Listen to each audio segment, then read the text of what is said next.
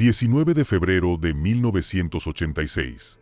Había ayudado a derribar a Pablo Escobar. Ahora está estacionado afuera del Centro de Reinserción Social donde cumplió su condena, desarmado, expuesto y a segundos de la muerte porque el cártel de Medellín lo encontró. Desde fallecimientos inesperados hasta traiciones del FBI, esto es lo que les pasa a los soplones del cártel en prisión. Número 3. Helme Herrera. 6 de noviembre de 1998. Un hombre entra en una prisión colombiana haciéndose pasar por abogado. Se dirige a la cancha de fútbol, donde un grupo de reclusos juega bajo el cálido sol de Palmera. Uno de ellos era Helme Herrera, ex jefe del cártel de Cali. El supuesto abogado lo recibió con un abrazo y, sin previo aviso, sacó una pistola 9 milímetros y le disparó 7 tiros en la cabeza y el pecho. En cuestión de horas, uno de los narcotraficantes más poderosos de la historia colombiana fue declarado sin vida. Pero para entender lo que pasó, tenemos que remontarnos un poco atrás, porque la verdadera historia empezó mucho antes de ese último disparo. 1951 Herrera nació en Palmera, y por supuesto, no empezó siendo un capo de la droga. En la preparatoria, estudió mantenimiento técnico. Poco después, se mudó a Estados Unidos, donde trabajó como joyero y corredor de metales preciosos. Pero esta vida no duraría mucho. A finales de los 70, Herrera había sido arrestado 2 veces en Nueva York por cargos de distribución de cocaína. Y a principios de los 80, se había consolidado en el mundo del narcotráfico.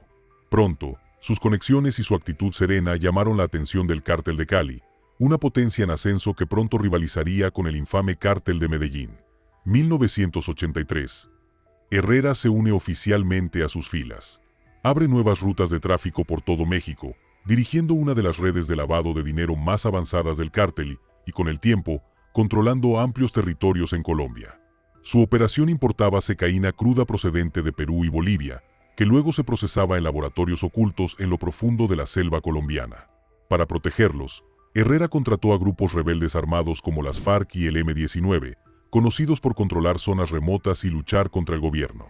Y a pesar de su influencia, Herrera mantuvo un perfil sorprendentemente bajo. A diferencia de otros capós, no concedió entrevistas ni se involucró en política. Y aquí no hubo titulares llamativos. Disfrutaba discretamente de su poder, dinero y control. Pero permanecer en silencio no lo mantuvo a salvo por mucho tiempo. En 1990, un campo de fútbol estalló en disparos. 20 hombres armados, vestidos de soldados, abrieron fuego contra la multitud donde se encontraba Herrera. 18 personas fallecieron ese día, pero Herrera no estaba entre ellas. Un año después, se produce otro ataque.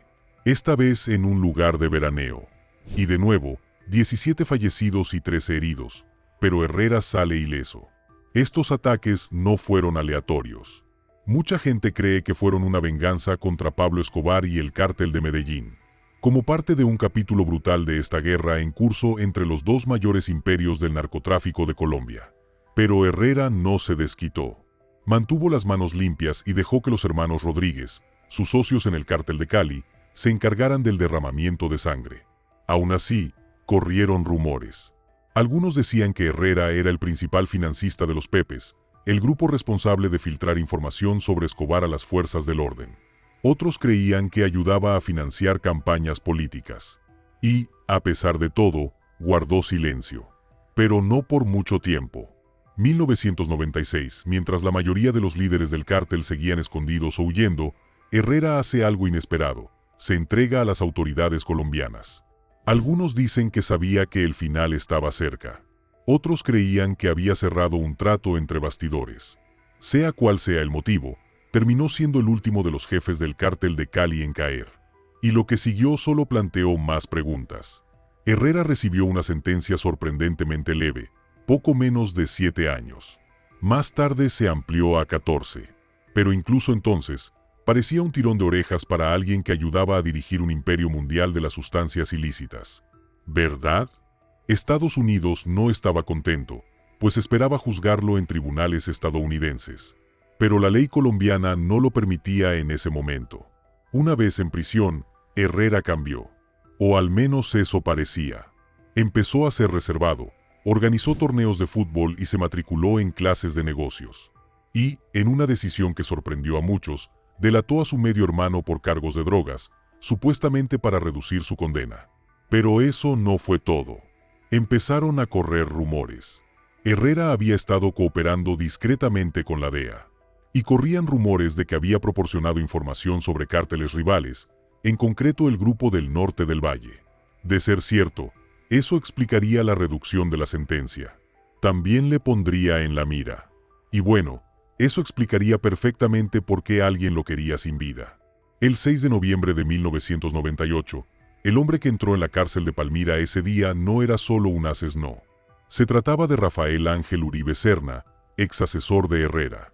Lo conocía desde hacía años y eran muy cercanos. Algunos informes dicen que estaba borracho, pero otros dicen que alguien lo envió. Después de abrazar a Herrera, Uribe sacó su arma y disparó 7 veces, justo en la cabeza y el pecho. Es rápido, preciso y, lo más importante, con un estilo de ejecución impecable. Los reclusos derribaron al tirador antes de que los guardias siquiera se movieran.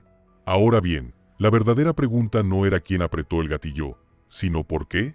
Algunos dicen que Uribe actuó por su cuenta, pero otros pensaron que alguien ordenó el asesinato y tal vez amenazó a su familia cuando no lo llevó a cabo.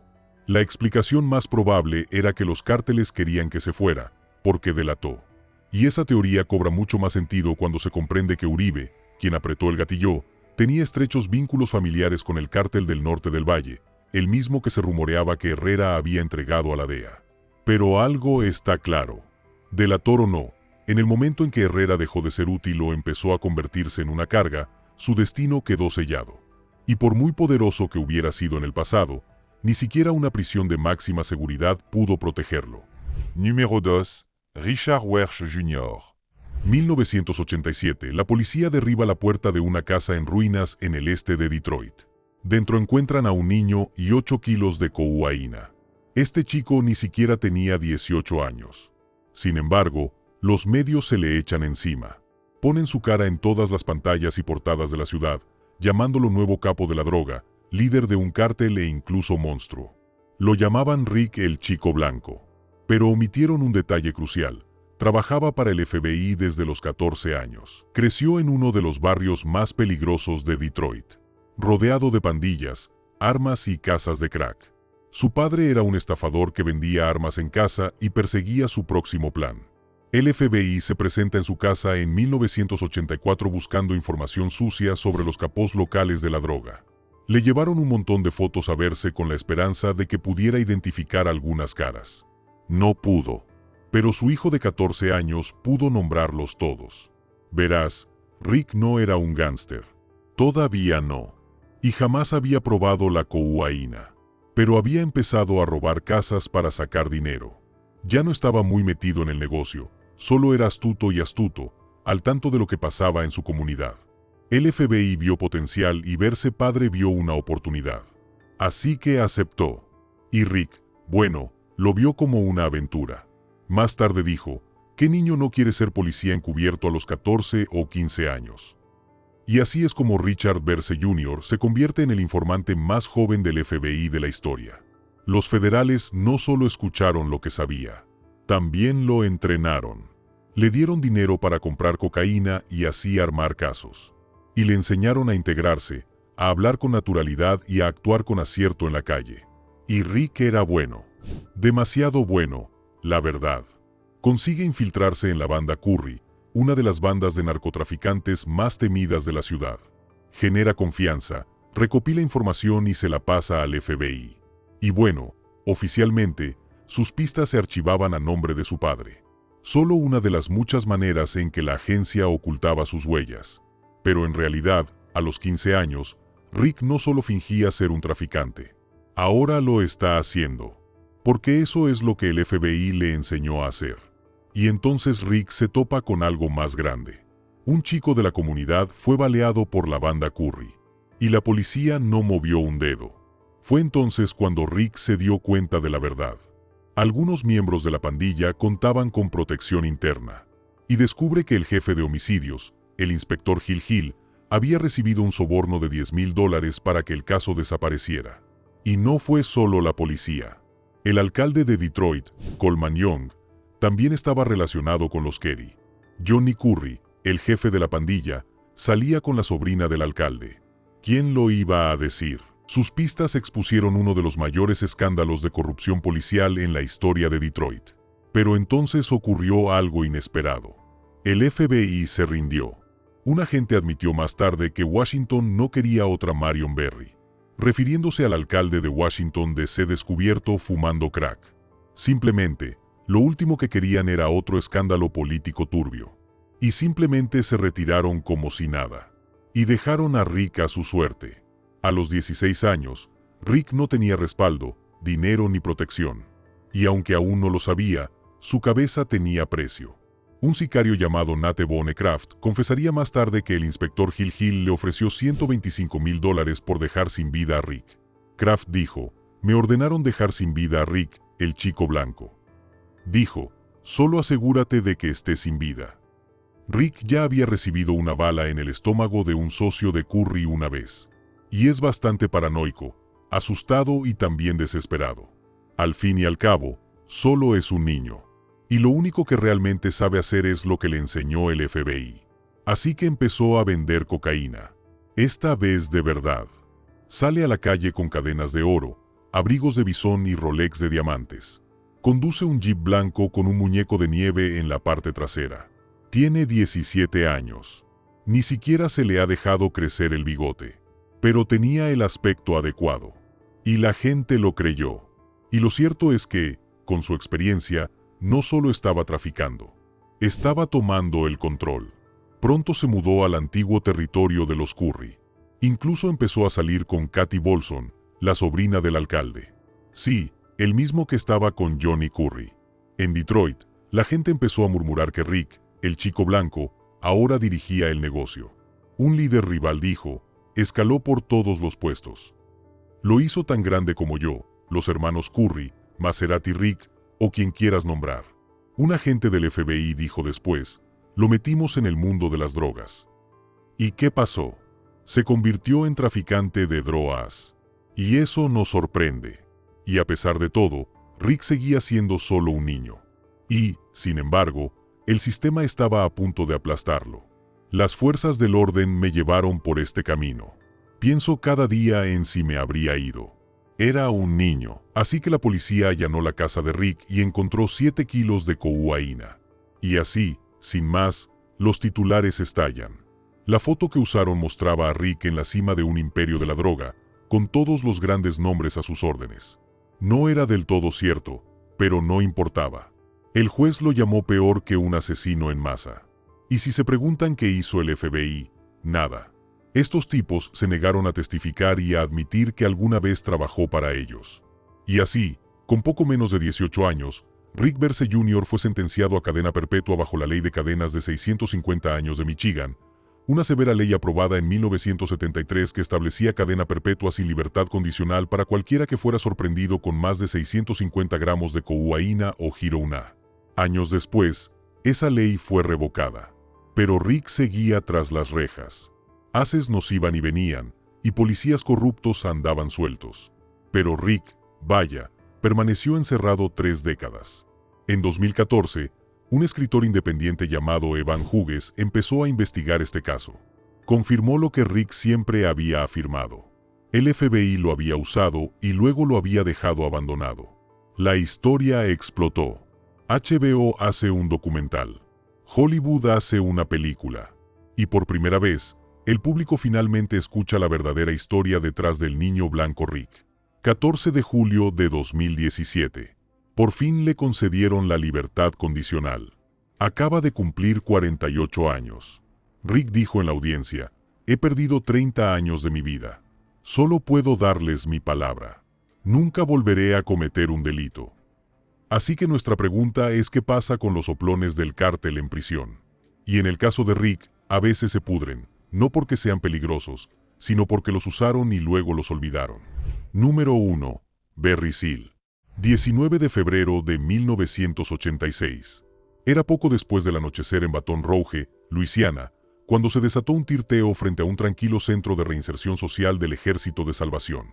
Momentos después, un hombre yacía muerto junto a su coche, abatido por 3 sicarios colombianos con ametralladoras.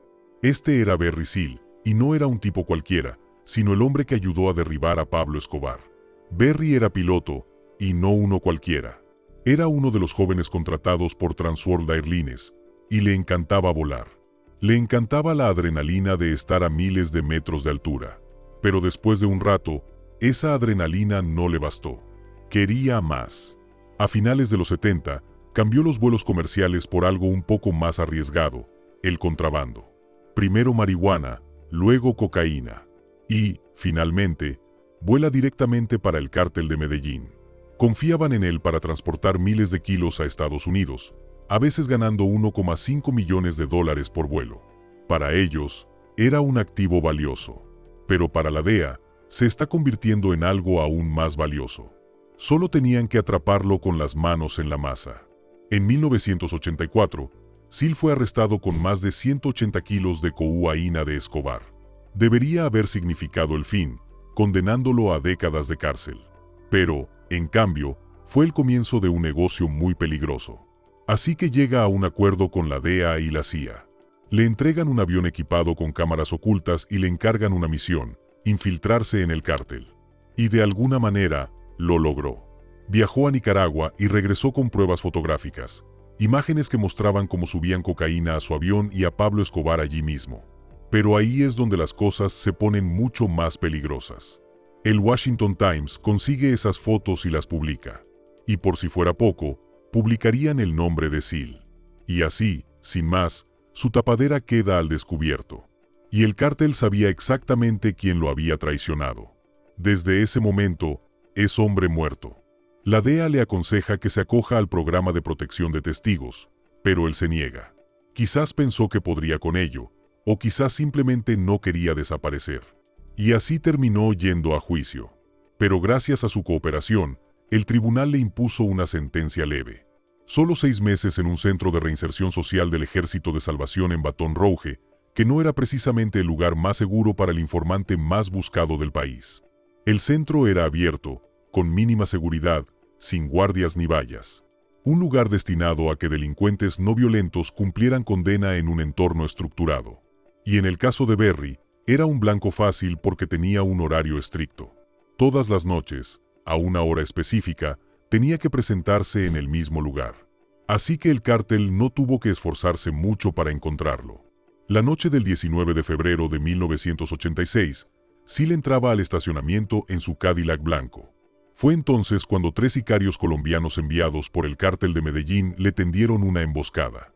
Abrieron fuego con armas automáticas, matándolo instantáneamente en una lluvia de balas. Y así, sin más, el hombre que una vez transportó toneladas de cocaína a través de fronteras internacionales, que derribó a Pablo Escobar con una cámara y que creía poder volar más que cualquiera, incluso la muerte, desapareció.